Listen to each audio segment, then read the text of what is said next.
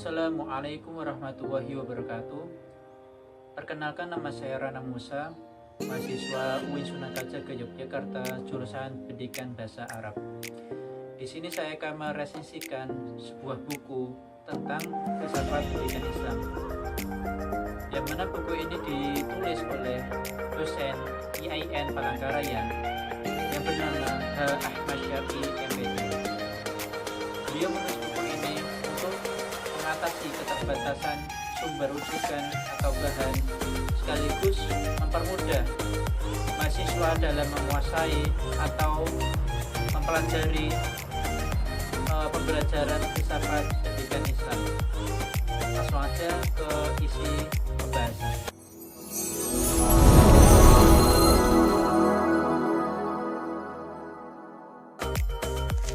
Bab 1. Pengertian dan ruang lingkup filsafat pendidikan Islam.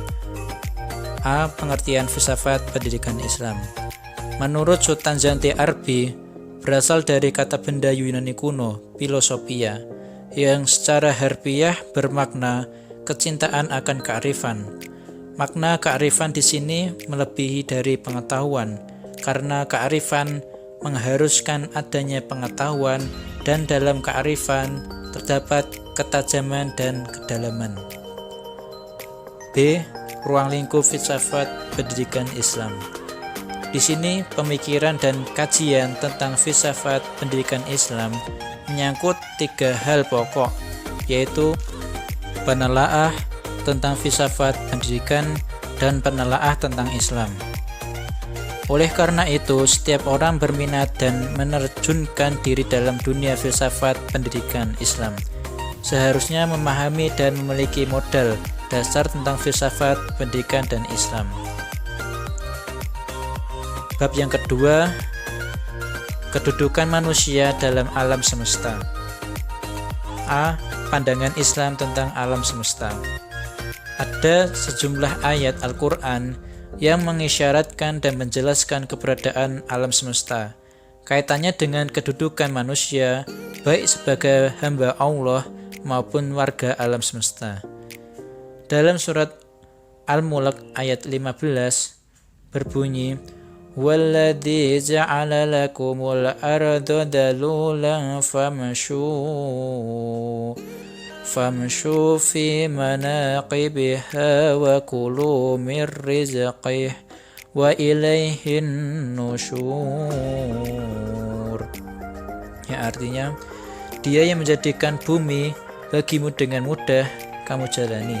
Karena itu berjalanlah kamu pada beberapa penjuru bumi dan makanlah rezeki Allah, dan kepadanya tempat kembali.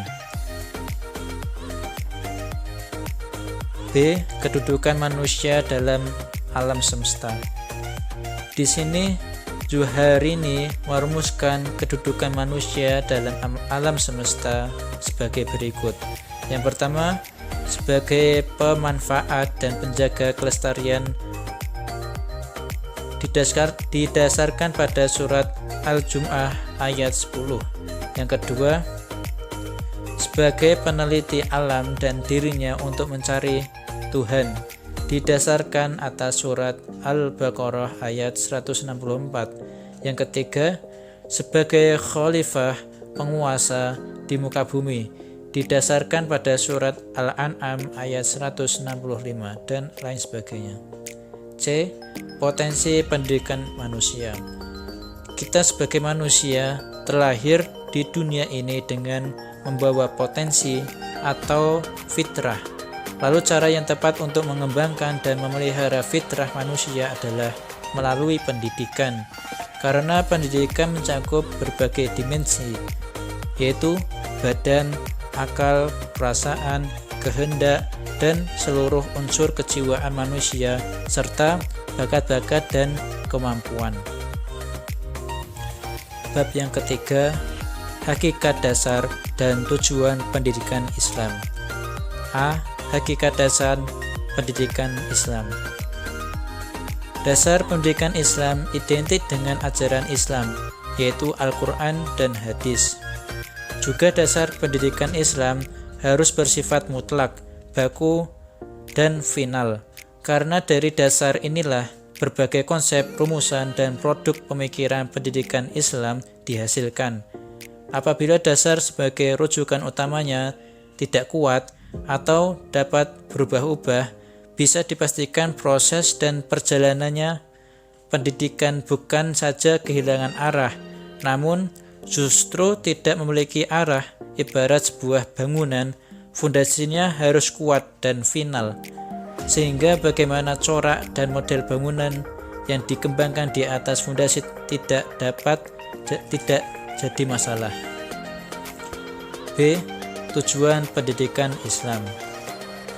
Al-Shabaini, seorang tokoh pendidikan dari Tripoli University, memberikan rumusan tentang prinsip-prinsip yang harus dijadikan dasar dalam konseptualisasi tujuan pendidikan Islam. Prinsip-prinsip tersebut yaitu menyeluruh, keseimbangan, kejelasan, tidak ada pertentangan, realistis, dan dapat dilaksanakan. Prinsip-prinsip ini dapat dirumuskan tujuan pendidikan yang lebih fungsional, sesuai dengan kondisi sosial dan non-sosial yang melingkupi proses pendidikan. Bab yang keempat yaitu hakikat pendidikan dalam pendidikan Islam. A.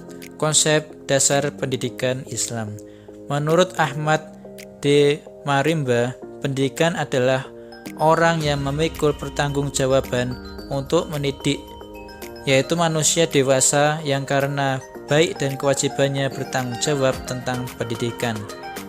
Si terdidik dalam Islam. Pengertian mendidik tidak hanya dibatasi pada terjadinya interaksi pendidikan dan pembelajaran antara guru dan peserta didik di muka kelas, tetapi mengajak, mendorong, dan membimbing orang lain untuk memahami dan melaksanakan ajaran Islam merupakan bagian dari aktivitas pendidikan Islam. B. Mengapa diperlukan pendidikan Islam? Pertanyaan yang muncul, mengapa ajaran Islam memerlukan pendidikan Islam dan siapakah sesungguhnya pendidikan Islam itu? Di antara jawabannya di dalam surat Ar-Rum ayat 30 yang artinya, hadapkanlah wajahmu dengan lurus kepada agama Allah. Tetaplah atas fitrah Allah yang telah menciptakan manusia. Menurut fitrah tersebut, tidak ada perubahan atas fitrah Allah, tetapi kebanyakan manusia tidak mengetahuinya. C. Fungsi dan tugas pendidikan Islam. Bab kelima yaitu hakikat peserta didik pendidikan Islam. A. Pengertian peserta didik. Di sini kita bertanya, siapakah sesungguhnya peserta didik? Jawaban sederhananya adalah sumber daya manusia yang memerlukan pendidik. Makna memerlukan tidak hanya diartikan yang bersangkutan memiliki pemahaman dan kesadaran untuk memperoleh suatu pendidikan, namun lebih jauh lagi adalah setiap orang, setiap anak, atau setiap sumber daya manusia menurut konstitusi kultural, sosial, dan individu seharusnya memperoleh pendidikan. B. Mengapa anak memerlukan pendidikan? Bab ke-6, kurikulum pendidikan Islam. A. Pengertian kurikulum pendidikan Islam. Di sini istilah kurikulum berasal dari bahasa Yunani yang terdiri dari kata kurir yang berarti pelari dan kurere yang berarti tempat berpacu, sehingga kurikulum diartikan jarak yang harus ditempuh oleh pelari. Berdasarkan makna tadi, pada awalnya kurikulum dalam dunia pendidikan diartikan sebagai kumpulan mata pelajaran yang harus ditempuh anak atau peserta didik guna memperoleh ijazah atau menyelesaikan pendidikan. B. Landasan kurikulum pendidikan Islam. Dan C. Prinsip dan ciri kurikulum pendidikan Islam.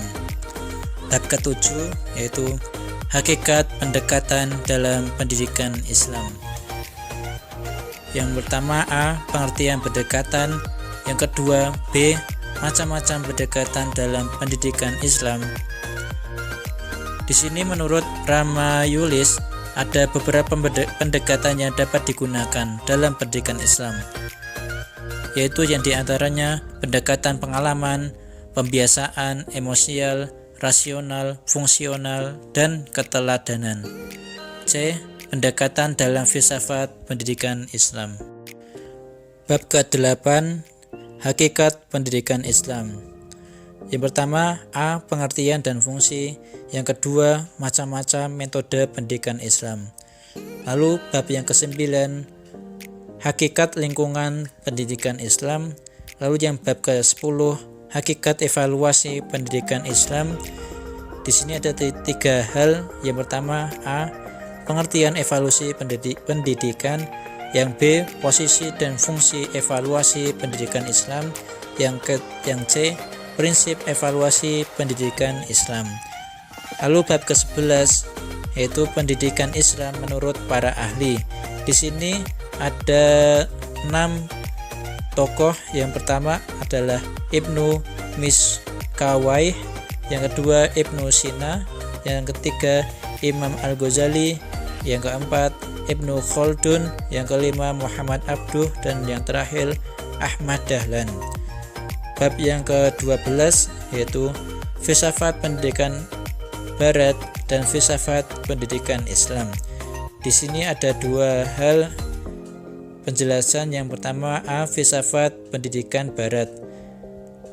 Lalu yang B. Filsafat pendidikan Islam. Lalu bab yang terakhir, bab ke-13 yaitu peluang dan tantangan pendidikan Islam. Di sini ada 2 hal yaitu A. Apakah pendidikan Islam?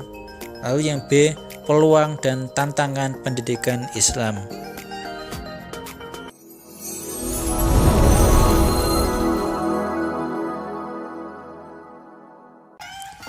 Kelebihan dari buku ini yaitu mudah dipahami pembahasannya dan tidak banyak istilah-istilah yang sulit. Lalu yang kekurangan buku ini, banyak pembahasan yang berulang-ulang atau diulang-ulang kalimatnya. Terima kasih kepada teman-teman yang telah melihat video ini. Apabila ada kesalahan dalam penyampaian saya atau ucapan saya yang menyinggung atau hal lain sebagainya, saya mohon minta maaf. Saya minta maaf sebesar-besarnya.